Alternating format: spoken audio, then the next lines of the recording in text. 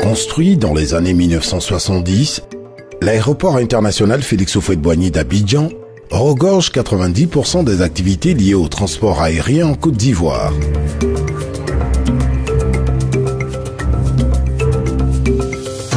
Situé dans la banlieue d'Abidjan, dans la commune de Port-Bouët, l'aéroport Félix Houphouët-Boigny abrite aujourd'hui plusieurs compagnies dont le siège de la compagnie aérienne Air Côte d'Ivoire.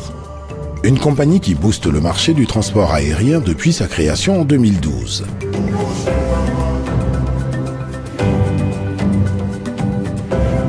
Bien que leader dans la sous-région, l'aéroport international d'Abidjan a traîné un important projet que les Ivoiriens attendaient de voir se réaliser depuis plus d'une vingtaine d'années.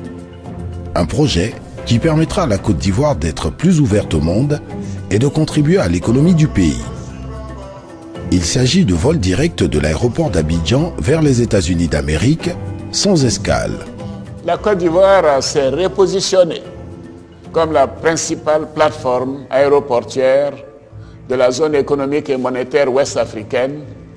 Cela devrait s'intensifier avec l'établissement de vols directs entre Abidjan et les États-Unis dans le courant du premier semestre 2018. Depuis son accession au pouvoir, le président Alassane Ouattara a fait du repositionnement de son pays sur l'échiquier international la clé de voûte de sa politique de relance économique. Un repositionnement qui concerne tous les secteurs d'activité, notamment les secteurs du transport aérien.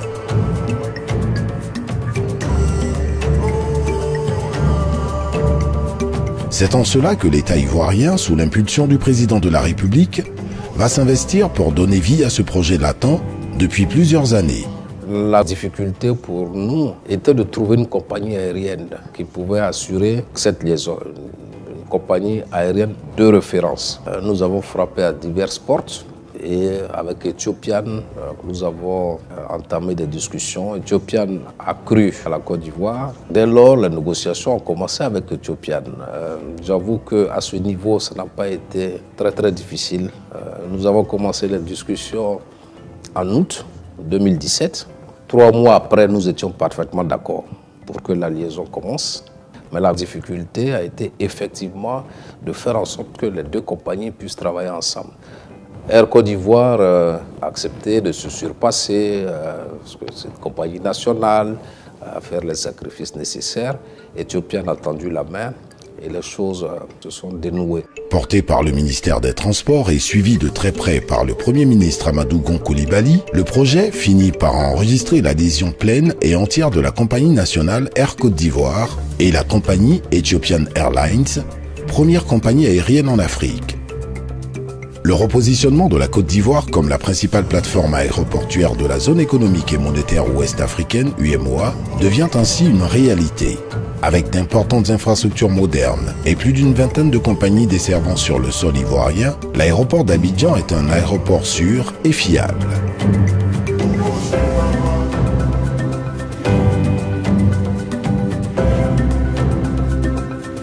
Aéria a été plus loin dans les démarches et a produit des études de ligne, de capacité pour connaître le potentiel des passagers qui peuvent aller aux États-Unis ou qui peuvent en venir, les recettes possibles, tant de passagers business, tant de passagers économie, et tout ça dans un contexte de développement fort du trafic aérien en Côte d'Ivoire lié à la croissance économique qu'on constate actuellement. Aéria, avec l'aide du ministère des Transports, a défini un programme d'investissement de 42 milliards de francs qui s'étale en ce moment depuis 1 an et pour encore 1 an et demi, et qui va permettre d'accueillir vraiment avec des capacités plus importantes ces nouveaux vols.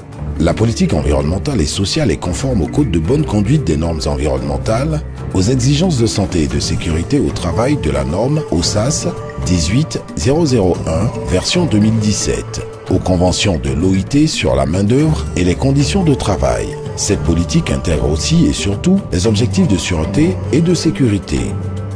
L'ensemble de ces atouts majeurs a permis à l'aéroport d'Abidjan d'obtenir la certification TSA qui lui permet d'effectuer des vols directs à destination des États-Unis d'Amérique. En tant qu'Ivoirien, c'est la fierté retrouvée. Comme vous le savez, ça fait quasiment 20 ans, avec la disparition de Air Afrique, que la Côte d'Ivoire tente d'avoir une liaison directe avec les États-Unis, et à juste titre, parce que les États-Unis constituent pour notre pays un des principaux pays avec qui nous avons d'importants échanges commerciaux. Reconnaissance à tous ceux qui ont travaillé à Aeria, à Secna, Air Côte d'Ivoire, mais surtout Ethiopian qui a pris le risque de nous accompagner dans cette importante aventure. Ces vols directs sont tout d'abord une fierté pour les populations et la diaspora ivoirienne qui voient ainsi un rêve se réaliser. Ces vols faciliteront davantage les échanges et partenariats économiques, mais également contribueront à faire participer nos compatriotes installés dans les États d'Amérique du Nord au développement du pays. Sans compter la réduction du temps de voyage, du coût du voyage et des produits importés. La diaspora est impatiente à embarquer dans ce premier vol pour venir à Abidjan. D'ailleurs, quand le ministère nous a instruits, nous avons fait un premier jet d'information. Donc la réception a été très très bonne.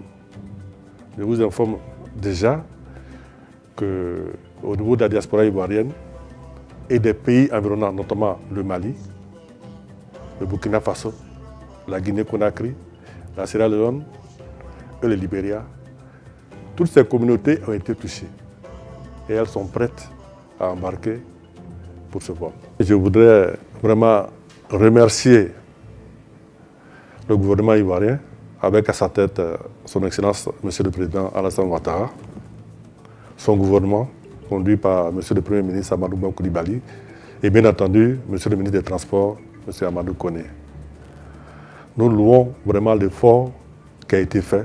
Ce vol direct était attendu depuis très longtemps. Et voir qu'il va se réaliser maintenant, c'est une aubaine pour la diaspora, non seulement ivoirienne, mais de toutes les communautés des pays environnants de la Côte d'Ivoire, notamment le Mali, le Burkina Faso, la Guinée-Conakry, la Sierra Leone et puis le Libéria. À tous les investisseurs du monde, la Côte d'Ivoire arrive avec le renforcement de sa position de leader économique en Afrique de l'Ouest. Large ouverture sur le monde, facilitation des échanges commerciaux, culturels et touristiques, la Côte d'Ivoire est de retour. Elle est là et en mouvement.